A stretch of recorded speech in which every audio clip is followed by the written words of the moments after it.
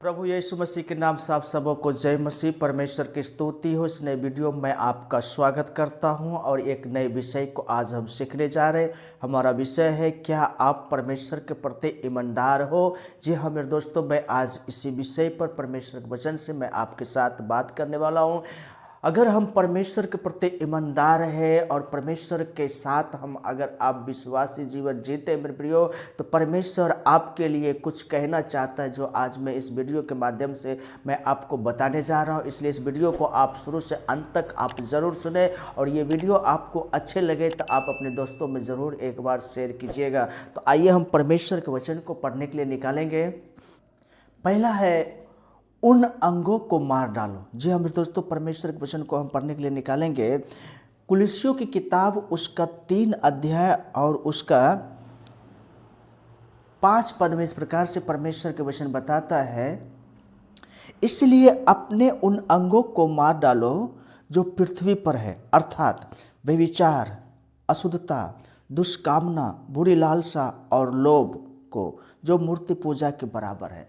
परमेश्वर के वचन बताता है, आप परमेश्वर के प्रति, प्रभु यीशु मसीह के प्रति आपका जो विश्वास है और उस विश्वास को आप जब लेकर के चल रहे हैं, तो उस विश्वास में आपके साथ कोई मिलावट, कोई मिक्स ना होना चाहिए। जैसे कि परमेश्वर का वचन बताता है, जो पृथ्वी पर आपके साथ आपके शरीर में जो आपसे लड़ते रहता है, वो क्या है? व्यभिचार की आत्मा, अशुद्धता की आत्मा, दुष्कामना की आत्मा, बुरी बुरी लोभ लालच की लालसा की आत्मा, लोभ को, जो मूर्ति पूजा के बराबर है। ये चीज़ मेरे प्रियो आपको अपने अंदर से निकाल फेंकना होगा। इसको लेकर के आप प्रभु यीशु मसीह के साथ विश्वासी जीवन नहीं जी सकते हैं।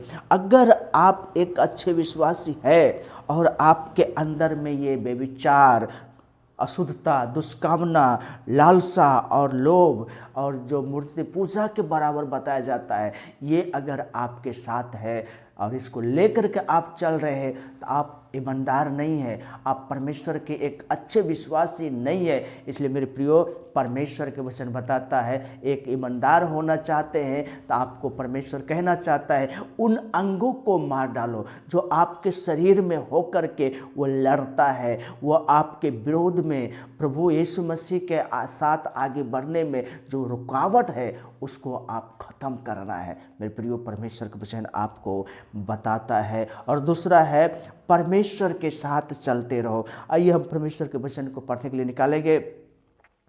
कुलुस्सियों 2 अध्याय 6 और 7 में लिखा है, अतः जैसे तुमने मसीह यीशु को प्रभु करके ग्रहण कर लिया है, वैसे ही उसी में चलते रहो और उसी में जड़ पकड़ते और बढ़ते जाओ, और जैसे तुम सिखाए गए वैसे ही विश्वास में दृढ़ होते जाओ और अधिक का अधिक धन्यवाद करते रहो। मेरे प्रियो, हम परमेश्वर के साथ आगे हमें कैसे बढ़ना है, परमेश्वर का वचन हमें बताता है, मसीह यीशु को प्रभु करके ग्रहण कर लिया है। मेरे प्रियो, आपने जब प्रभु यीशु मसीह को ऊपर विश्वास किया और उनके नाम से दीक्षा बपतिस्मा लिया, तो वचन बताता है उसको आप ग्रहण कर लिया है। तो आपको करना क्या है? उस प्रभु यीशु मसीह को पहन लेना है। और जब आप प्रभु यीशु मसीह को पहन लेंगे, जिस प्रकार से प्रभु यीशु मसीह संसार में आया, वो स्वर्ग का मालिक था, लेकिन धरती पर आया तो अपने आप को शून्य बना दिया। और जब प्रभु यीशु मसीह को आप पहन लेंगे मेरे प्रियो, आप भी एक शून्य हो जाएंगे, अपने आप में जीरो हो जाएंगे। और आप जब शून्य बन जाएंगे मेरे प्रियो, तब परमेश्वर प्रभु यीशु मसीह आपको जीने के लिए सिखाएगा, चलने के लिए तरीका सिखाएगा। जी हाँ मेरे प्रियो, जब तक आप प्रभु यीशु मसीह को पहनेंगे नहीं, उनके अनुसार जीवन को नहीं जिएंगे, तब तक आप अपना मनमानी कर रहे हैं। इसलिए परमेश्वर का वचन बताता हमें उन अंगों को मारना है जो पृथ्वी पर है, व्यभिचार, अशुद्धता, दुष्कामना, बुरी लालसा और लोभ को, जो मूर्ति पूजा के बराबर है। मेरे प्रियो, एक व्यक्ति को आप जानते होंगे जिनका नाम हनोक है। हनोक मेरे प्रियो, जब वो 65 साल के हुआ, तब उसने एक शादी किया और शादी करके एक बच्चे को जन्म दिया था। उसका नाम था मथुसला। और मथुसला को जन्म देने के बाद वो 300 साल मेरे प्रियो परमेश्वर के इच्छा के अनुसार जीवन को जिया और चलते रहा 300 साल कम नहीं होता मेरे प्रियो। और परमेश्वर ने हनोक के जीवन को देखा तो वो बिना मृत्यु परमेश्वर ने उसको ऊपर उठा लिया मेरे प्रियो। और उनको जो आशीष दिया उस बेटा का नाम मतुसल्लह था, और बाइबल में सबसे ज़्यादा उम्र का उसका बेटा था 969 साल। जी हाँ मेरे दोस्तों, जो कि आदम से भी ज़्यादा उम्र का इसका बेटा मतुसल्लह था, 969 साल के। मेरे प्रियो, आपने एलिय्याह नबी को देखा होगा, एलिय्याह नबी के बारे में सुना होगा। एलिय्याह नबी परमेश्वर के साथ चलने वाला व्यक्ति था। एक दिन क्या हुआ था मेरे प्रियो, उसने अहाब के राजा के साथ क्या कहा कि 3.5 साल इस देश में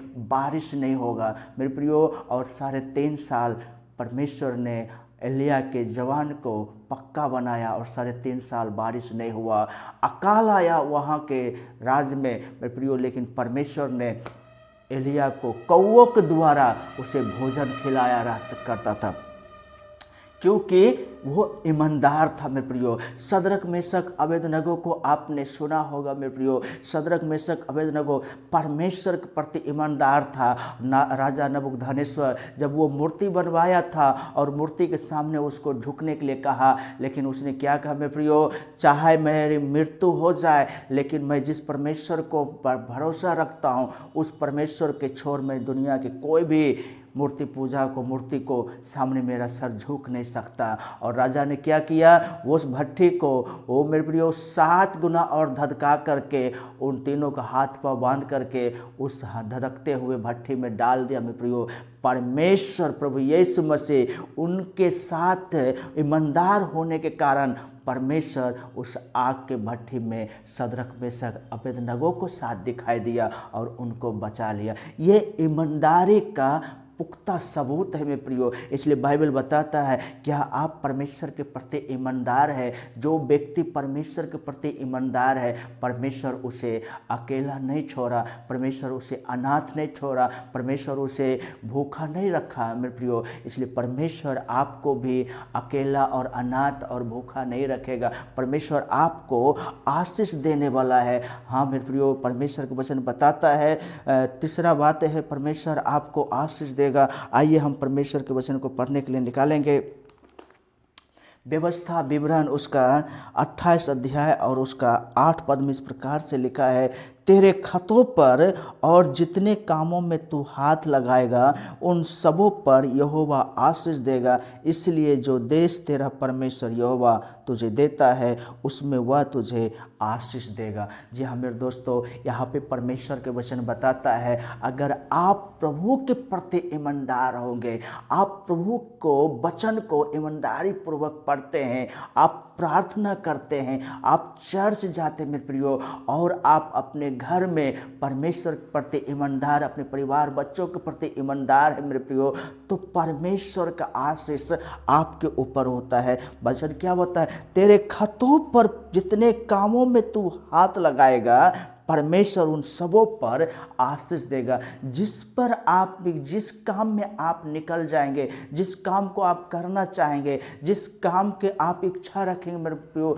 जो चीज़ आप चाहेंगे परमेश्वर वो आपके लिए करने के लिए तैयार है। बस एक चीज़ जो परमेश्वर आपसे चाहता है वो है ईमानदारी, वो है वफादारी, वो आपके जीवन में देखना चाहता है। इसलिए आप कहीं भी रहे मेरे प्रियो, आप परमेश्वर के प्रति ईमानदार रहे, प्रभु को धन्यवादी बने रहे, प्रभु के साथ चलते रहे। प्रभु का अनुग्रह आपके जीवन में अवश्य मिलने वाला है। इसलिए बाइबल बताता है, क्या आप परमेश्वर के प्रति ईमानदार है? और जो व्यक्ति परमेश्वर के प्रति ईमानदार है, परमेश्वर के साथ साथ चला, चाहे वो दुख हो, तकलीफ हो, परेशानी हो, वो परमेश्वर के साथ साथ खड़ा रहा, परमेश्वर भी उसके साथ खड़ा रहा। जी हाँ मेरे दोस्तों, परमेश्वर आपको अकेला नहीं छोड़ सकता। शद्रक मेशक अबेदनगो वो परमेश्वर के प्रति ईमानदार था, परमेश्वर उसके लिए आग में उतर गया और परमेश्वर ने उसे बचाया। आपको भी परमेश्वर संभालेगा, आपको परमेश्वर बचाएगा, आपको परमेश्वर रक्षा करेगा, आपको परमेश्वर सहायता करेगा। बस एक काम जरूर आप करना, बस जो आपके साथ है उस पर भरोसा रखना, और वह है हमारा प्रभु यीशु मसीह। वह आपको इसलिए नहीं चुना कि वह आपको अलग रखे, बल्कि इसलिए चुना कि आप उनके साथ रहे और आप उनका महिमा प्रशंसा करते रहे मेरे प्रियो। जी हाँ मेरे दोस्तों, परमेश्वर का वचन हमें यही सिखाता है, और जो व्यक्ति उनके साथ चलते हैं, उन पर विश्वास रखते हैं, परमेश्वर उनको बहुतायत को आशीष देता है। प्रभु आप सबको आशीष करे। आमीन।